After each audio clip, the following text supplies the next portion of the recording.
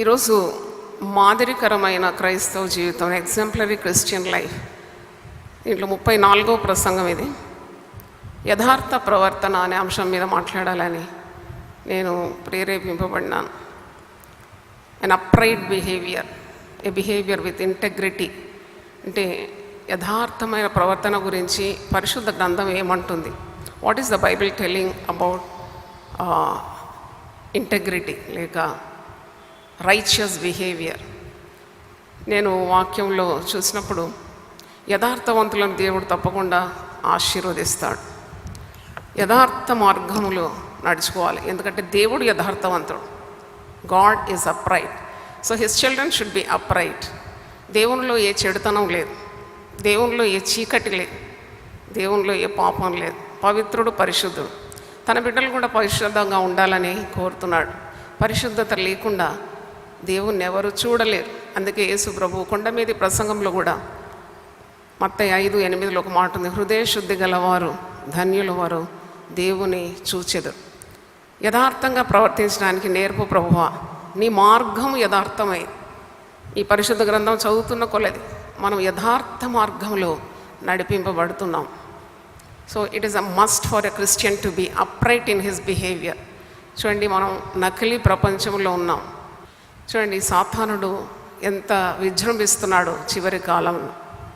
ఎవరిని నమ్మలేని పరిస్థితి, అంత కాలుష్యంతో నిండిపోయింది. ఊపిరి పీల్చుకుందామంటే స్వచ్ఛమైన గాలి కూడా దొరకని రోజులు. ఆ వాతావరణం కాలుష్యం అయిపోయింది, నీరు కాలుష్యం అయిపోయింది, ఆహారం కల్తీ ఆహారం, అన్నిటిలో మరి విషపూరితమైన కార్యాలు మిళితమవుతుందని జాగ్రత్త జాగ్రత్త అనే వార్తల్లో మనం చూస్తూ ఉంటాం. అంటే ఇలాంటి ప్రపంచంలో మనం ఉన్నాం. క్రైస్తవుడు అంటేనే మాదిరిగా ఉండాలి. మాదిరికరమైన క్రైస్తవ జీవితం అని మనం ధ్యానం ఇస్తున్నాం. ఈరోజు మరి ప్రభువు నన్ను ప్రేరేపించిన ఈ వాక్యం మన పిల్లలకు కూడా యథార్థ ప్రవర్తన నేర్పించాలి. Teach your children to be upright. చిన్నప్పటి నుండి భయంకరమైన దినాల్లో మనం ఉన్నాం. మనం ఎప్పుడు కూడా మన ప్రవర్తన నీతి కలిగి ఉండాలి. మనం ప్రార్థనలు దేవునికి ఆనందకరంగా ఉండాలి.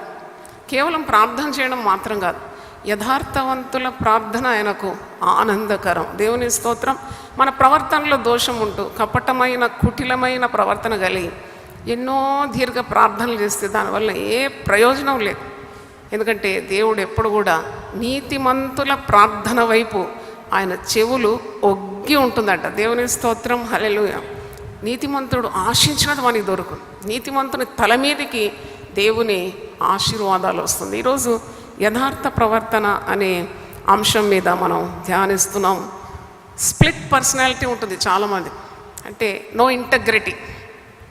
గుడిలో ఒక తీరు, సమాజంలో ఒక తీరు, ఉద్యోగంలో ఒక తీరు, కుటుంబంలో మరొక తీరు.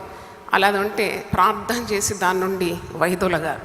It's called a split personality. అంటే you are not having that integrity in you. You behave in different ways in different circumstances. That is unlikely for a God's child. చూడండి, సేన దయ్యం పట్టిన వానితో ప్రభు అడుగుతున్నాడు, నీ పేరేంటి అంటే వాడు సేన అంటున్నాడు. సేన అంటే దాదాపు 2 నుండి 5,000 వరకు దయ్యాలు ఆయన లోపట ఉంది. ఒక్కొక్క దయ్యం ఒక్కొక్క ప్రవర్తన. అలా కాకుండా మనము దేవుడు యథార్థవంతుడు, యథార్థ మార్గంలో మనం నడుస్తున్నాం. కాబట్టి ఊపిరిన్నంత వరకు దేవా యథార్థంగా ప్రవర్తించడానికి నాకు నేర్పు అనాలి. దేవుని స్తోత్రం, హల్లెలూయా. భార్య భర్తల మధ్యలో అబద్ధాలు ఆడతారు, తల్లిదండ్రులు పిల్లలతో అబద్ధం ఆడతారు, పిల్లలు కూడా తల్లిదండ్రులకు అబద్ధాలు చెప్తారు. చూడండి, ఎంత దేవునికి ఆయాసకరమైన మార్గం. కాబట్టి ఈరోజు ప్రభువు మనతో మాట్లాడుతున్నాడు. యథార్థ హృదయులను బలపరచుటకు యెహోవా తన కనుదృష్టి లోకమంతటా సంచరిస్తుందంట.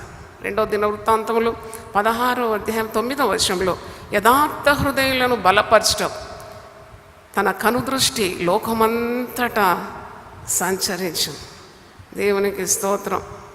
యథార్థవంతుల ఎడల దేవుడు యథార్థంగా ఉంటాడు.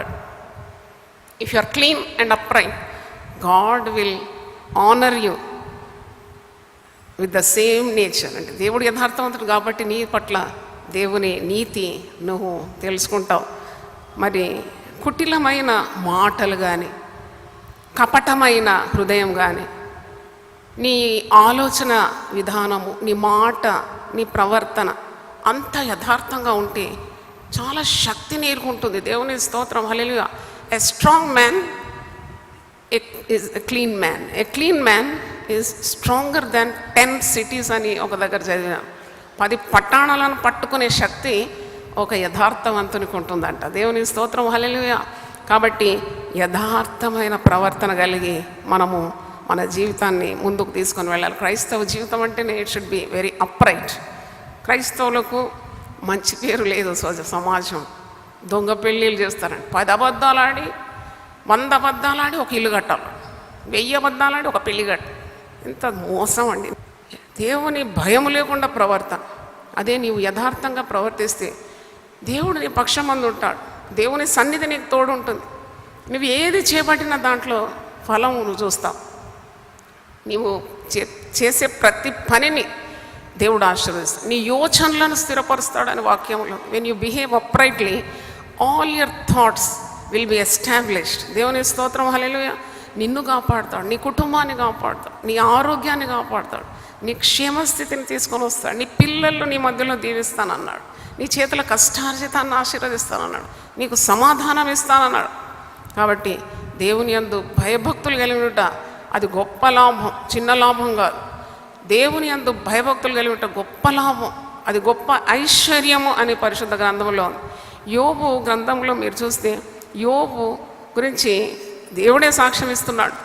ఊజు దేశమందు ఒక మనుషుడు ఉన్నాడు, అతడు యథార్థవంతుడు. దేవుని స్తోత్రం, హల్లెలూయా.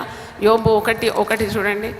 ఊజు దేశమందు యోబు అని ఒక మనుషుడు ఉండెను, అతడు యథార్థవర్తనుడు, న్యాయవంతుడు, దేవుని యందు భయభక్తులు కలిగి చెడుతనమును విసర్జించేవాడు.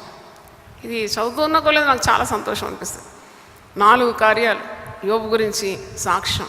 యథార్థవంతుడు, న్యాయవంతుడు, దేవుని యందు భయభక్తులు గలవాడు, చెడుతనాన్ని విసర్జించేవాడు. అన్నీ పోగొట్టుకున్నాడు, అయినా యథార్థతను వదలలేదు. చూడండి, జీవితంలో ఆస్తిపాస్తులు, తర్వాత గొర్రెలు, గాడిదలు, ఒంటెలు, కుమారులు, కుమార్తెలు, పనివారు, ఇల్లు, వాకిలి, ఆస్తి పాస్తి అంతా పోయింది, కానీ యథార్థతను వదలలేదండి. దేవుని స్తోత్రం. చప్పట్లు కొట్టి దేవుని స్తుతిద్దాం, హల్లెలూయా.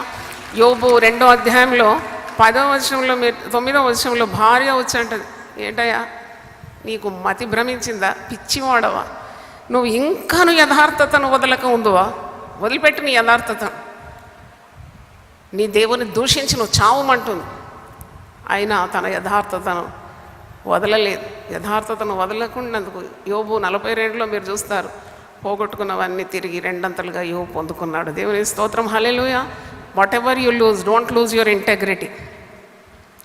యోబు 4:6 వచనంలో ఒక మాట ఉంది, నీ భక్తి నీకు ధైర్యం పుట్టింపదా, నీ యథార్థ ప్రవర్తన నీ నిరీక్షణకు ఆధారము కాదా. జ్ఞాపకం చేసుకుని ఓ నిరపరాధి అయిన ఒకడు ఎప్పుడైనా నశించిన, యథార్థవర్తనలు ఎక్కడైనా నిర్మూలమైరా.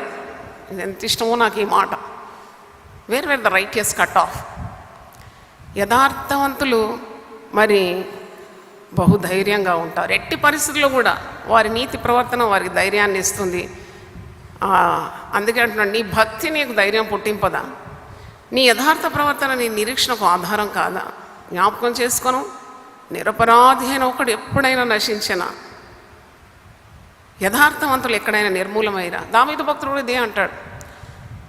దావీదు భక్తుడు 37వ కీర్తన 25వ వచనంలో, నేను చిన్నవాడనైంటిని, ఇప్పుడు ముసలివాడనైతిని, అయినను నీతిమంతులు విడవబడట కానీ వారి సంతానము భిక్షమెత్తుట నేను చూడలేదు. హల్లెలూయా, గట్టి చెప్దామా. నీతిమంతుల సంతానాన్ని ఆ దేవుడు ఎప్పుడు వదిలిపెట్టాడు. నీతిమంతుల సంతానం పక్షమందు ఉంటాడంట. యథార్థవంతుల సంతతి వారి తదనంతరము దీవింపబడతారంట. నేను ఎప్పుడు అనుకుంటాను, మా నాన్నగారు ఉంటే ఎంత బాగుండేది, నేను చేసే కార్యాలన్నీ ప్రభు కృప ద్వారా జరిగించే కార్యాలు చూస్తే బాగుండు నాకు అనిపిస్తుంది. ఎందుకంటే మా నాన్నగారు యథార్థంగా 65 సంవత్సరాలు దేవుని సేవించిన తర్వాత ఈ లోకం నుండి ప్రభు పిలుపు అందుకొని వెళ్ళిపోయినాడు. ఆయన ఆరంభించిన సేవ ఎక్కడ ఆగింది? సాగిపోతుంది కానీ ఆగిందా? చూడండి, మమ్మల్ని అంతా దేవుడు అద్భుతమైన రీతిలో ఆశీర్వదించి మా ద్వారా అనేకులను అంటే ద వర్క్ నెవర్ ఎండింగ్. అంటే యథార్థవంతులకు దేవుడు పొందుపరిచే ఆశీర్వాదాలకు అంతే లేదు. దేవుని స్తోత్రం, హల్లెలూయా. కాబట్టి ఈరోజు దేవుడు నన్ను సరిచేస్తున్నాడు. We have to be upright in our behaviour. చీటికి మాటికి అబద్ధాలు అలవాటుగా మారిపోతుంది. కొందరు వాగుతూనే ఉంటారు. There is no limit to their talk. ఒకని భక్తి తెలుసుకోవాలంటే నోరు చూసి కనిపెడుతూ ఉండాలి. ఆ మాటలు ఆ భక్తిని మరి ప్రదర్శిస్తుంది. కుటిల వర్తనుడు మరి తన ప్రవర్తనలో చాలా వంకర బుద్ధి కలిగి ఉంటాడు అన్నమాట. కపటం హృదయంలో ఉంటే వాడు నానా రకాలుగా వంకర బుద్ధులు ప్రదర్శిస్తూ ఉంటాడు. కనుసైగా చేస్తాడు. కొందరు మాట్లాడుతూ కనులు చిక్లిస్తూ ఉంటారు. యథార్థవంతులు అలా చేయరు. కనురెప్పలు చిక్లిస్తూ ఉంటారు, సైగలు చేస్తూ ఉంటారు. ఇదంతా యథార్థ ప్రవర్తనకు విరుద్ధంగా ఉంది. పరిశుద్ధ గ్రంథంలో సామెతలు 10:10లో కనుసైగా చేయవాడు వ్యధ పుట్టించు, పనికి మాలిన వదరుబోతూ నశించు. కనుసైగా విశ్వాసులు చేయకూడదు, ఎందుకంటే అది యథార్థ ప్రవర్తనకు విరుద్ధంగా ఉంది. దేవుడు యథార్థవంతుడు, అందుకే ఆయన అనుసరించేవారు, వెంబడించేవారు ఆ శుద్ధ హృదయం కలిగి ఉండాలి. కొండ మీద ప్రసంగంలో మత్తయి సువార్త 5:37లో ప్రభు ఒక మాట, మీ మాట అవునంటే అవును, కాదంటే కాదని ఉండేవాళ్ళం. వీటికి మించినది దుష్టుల నుండి పుట్టును, సటానిక్. అవునంటే అవును, కాదంటే కాదు. కానీ మీరు గమనించారా, మనుషులు ముందు ఒకలాగా ఉంటారు, వెనుకోలాగా ఉంటారు. చాలా మటు భక్తులు అలాగ ఉండరు, యథార్థంగా ప్రవర్తించే భక్తులు అలా చేయరు. కానీ చాలా మట్టుకు వంకర బుద్ధులు, మాటలతో కోటలు కట్టేస్తారు అన్నమాట. నీకు అది చేస్తా, నీకు ఇది చేస్తా, నీకు ఆ సహాయం చేస్తా, ఇది ఉట్టిదే వ్యర్థం. దేవుని జ్ఞానం కలిగిన వారు ఇవన్నీ గుర్తుపట్టాలి. మీరు బుద్ధి లేకుండా నాకు ఇష్టం లేదని పౌలు అంటాడు. మీరు సిగ్గు కలటకు నేను ఈ మాటలు చెప్తున్నానని ఇంకో దగ్గర అంటాడు. మీరు బుద్ధి లేని గాడిదల వలె ఉండకూడదని కీర్తనలో ఉంది, కంచెర గాడిదల వలె మీరు ఉండకూడదని వాక్యంలో ఉంది. కాబట్టి అటు జ్ఞానాన్ని పొందుకొని వక్ర జనం మధ్యలో మనం ఉన్నాం. మన ప్రవర్తనను కనిపెట్టి చాలామంది అన్యులు ఉంటారు. All the time the Gentiles are watching you.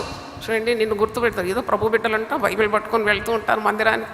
వీళ్ళు ఏం బాగున్నారని, వీళ్ళేంటి మనల్ని ఉద్ధరించే గొప్ప దేవుడు అని చాటిస్తున్నారు, పోయి పని చూసుకోమంటారు. కాబట్టి అందుకే మనం ఈ మాదిరికరమైన క్రైస్తవ జీవితంలో మీరు లోకానికి ఏమై ఉన్నారని నేర్చుకున్నాం. ఉప్పై ఉన్నారు, మీరు లోకానికి వెలుగై ఉన్నారు. That is the reason we have to be very watchful about our behaviour. వాక్యంలో నాకు చాలా ఇష్టమైన వాక్యం ఒకటి, యోబు గ్రంథం 8వ అధ్యాయంలో. It's an assurance for the upright people. యోబు 8వ అధ్యాయం ఒకసారి తీయండి. నీ ప్రవర్తన యథార్థంగా ఉండి శుద్ధ హృదయంతో నువ్వు జీవించినప్పుడు నిన్ను దేవుడు అధికంగా ఆశీర్వదిస్తాడని. యోబు 8:5 నుండి చదువుతున్నా. నీవు జాగ్రత్తగా దేవుని వెతికిన ఎడల, సర్వశక్తుడకు దేవుని బతిమాలుకున్న ఎడల, నీవు పవిత్రుడవై యథార్థవంతుడమైన ఎడల నిశ్చయంగా ఆయన నీ యందు శ్రద్ధ నిలిపి నీ నీతికి తగినట్లుగా నీ నివాస స్థలమును వర్ధిల్ల చేయను. ఇది చాలా ఇష్టం నాకు ఈ మాట. నీ నీతికి తగినట్టు దేవుడు నీ నివాస స్థలమును వర్ధిల్ల చేయను. హల్లెలూయా చెప్పండి ఒకసారి. హల్లెలూయా. जितना नियत उतना बरकत. नियत में कतरा, జోలి మే పత్రా అంటారు ముస్లిం సహోదరులు. నీ నీతికి తగినట్టు నీ గుడార స్థలాన్ని ఆయన ఆశీర్వదిస్తాడు. అప్పుడు నీ స్థితి మొదట కొద్దిగా ఉండిన తుదకు నీవు మహాభివృద్ధి పొందుదు. అంత మంచి మాట. You may have a small beginning but the end will be enormous because God is with you. యోసేపు ఎందుకు వర్ధిల్లినాడు అంటే యోసేపు యథార్థంగా ప్రవర్తించినాడు, యోసేపుకు దేవుడు తోడై ఉండినాడు కనుక ఆ మనుషుడు వర్ధిల్లినాడు. ఇస్సాకును దేవుడు క్రమక్రమంగా దీవించినాడు. విత్తనం వేసి ఆ సంవత్సరం 100 పంటను కోసినాడు. ఎందుకు? ఇస్సాకుకు దేవుడు తోడై ఉన్నాడు. దేవుడు ఆ మనిషికి తోడై ఉండి మిక్కిలి గొప్పవాడకు వరకు దేవుడు అతన్ని ఆశీర్వదించినాడు. దేవుని తోడు లేకుంటే మనం ఎలాగూ వృద్ధి కలుగుతుంది మన జీవితంలో. కాబట్టి దేవుడు తోడుండాలంటే you have to be having an upright behaviour. మనం ప్రార్థనలు చేయడం సరిపోదు, with a clean heart you should pray. దావీదు ప్రార్థన చేస్తాడు పశ్చాత్తాపమైన హృదయంతో. కీర్తనలు 51:10 దేవా నా యందు శుద్ధ హృదయము కలగచ్చు. I think the best prayer you can ever see in the Holy Scriptures. Lord, create in me a clean heart. A clean engine runs very fast. దేవుని స్తోత్రం, హల్లెలూయా. మేము వ్యాపారం చేస్తున్నామండి, అంతా నష్టమండి. 30 సంవత్సరాల క్రితం మేము ఎలాగున్నామో అట్లాగే ఇప్పుడు కూడా ఉన్నామండి. ఏ సొంత ఇల్లు లేదండి, మాకేం బాగు కాలేదండి.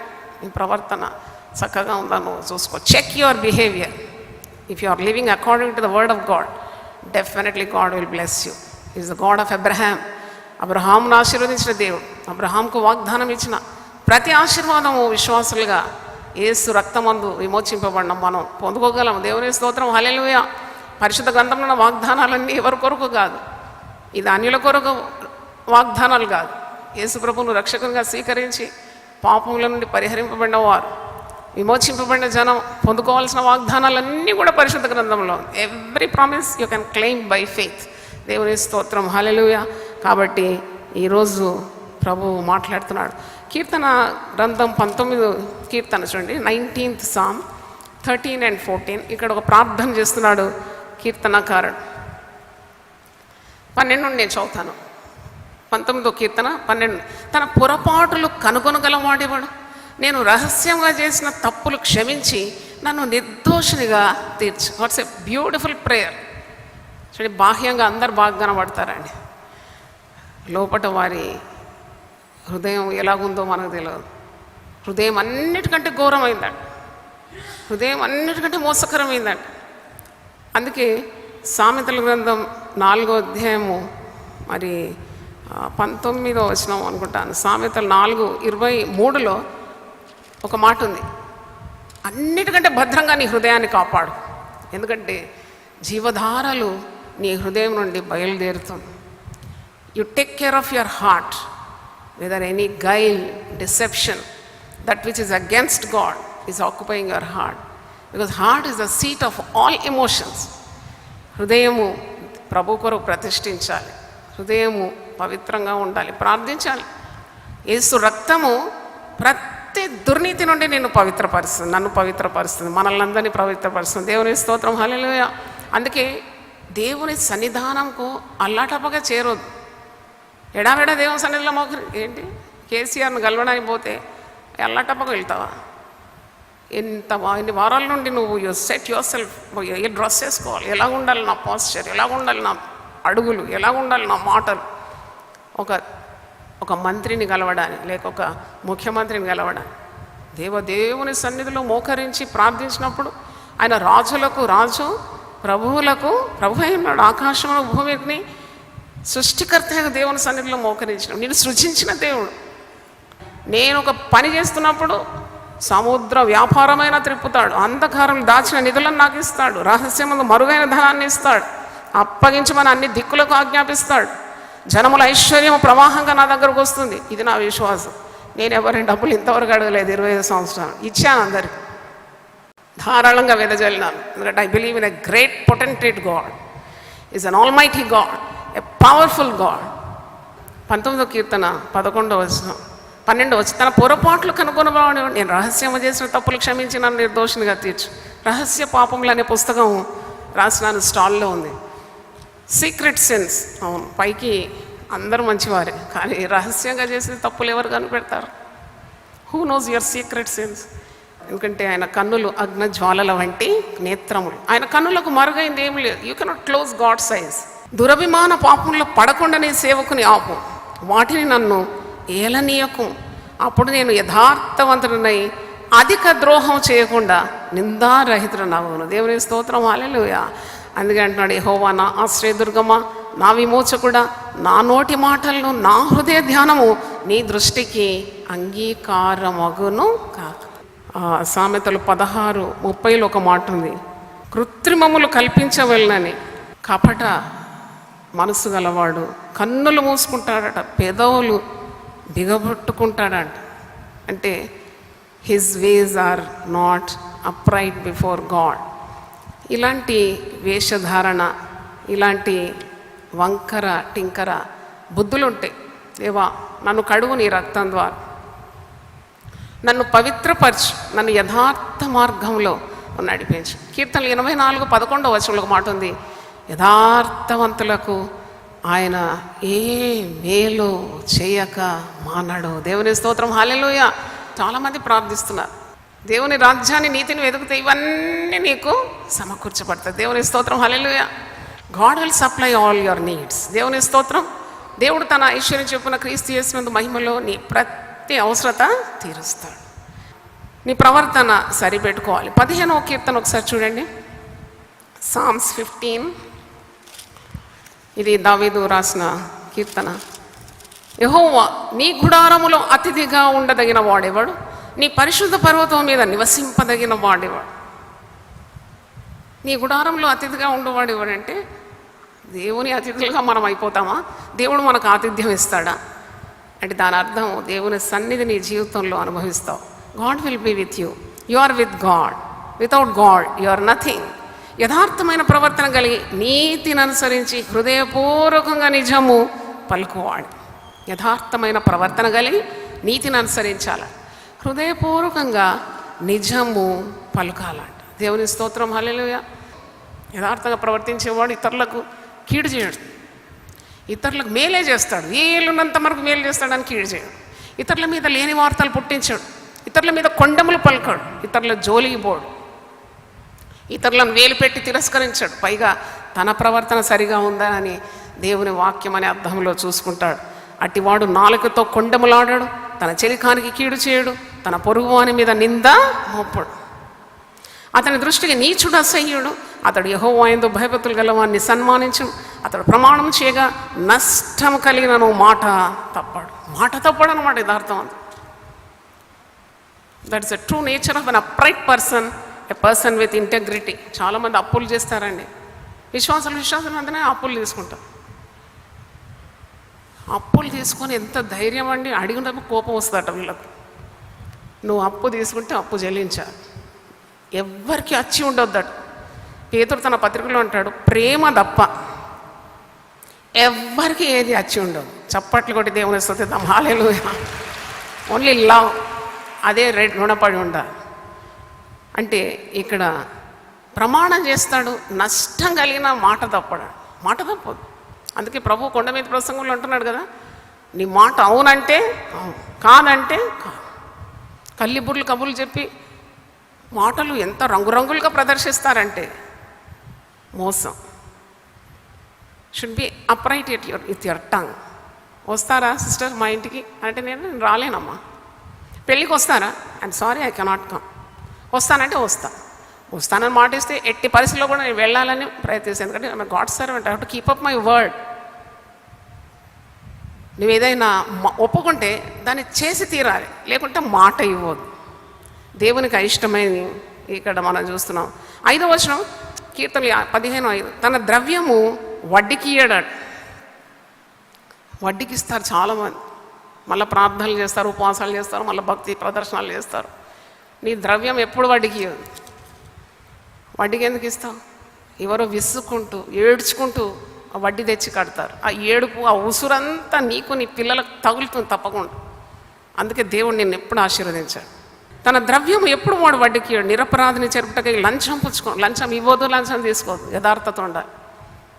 నీ నీతికి తగినట్టు ఆయన ఆశీర్వదిస్తాడు. నువ్వు ఆయనను మోసపుచ్చలేవు.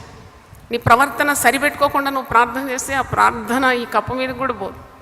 కాబట్టి నీవు దేవుని నియమాల్లో ఉండాలి. ఒక మంచి మాట చూడండి, 15వ కీర్తన ఆఖరి వచనం, ఈ ప్రకారము చేయవాడు ఎన్నడను కదల్చబడాడు. దేవుని స్తోత్రం. చప్పట్లు కొట్టి దేవుని స్తుతిద్దాం, హల్లెలూయా.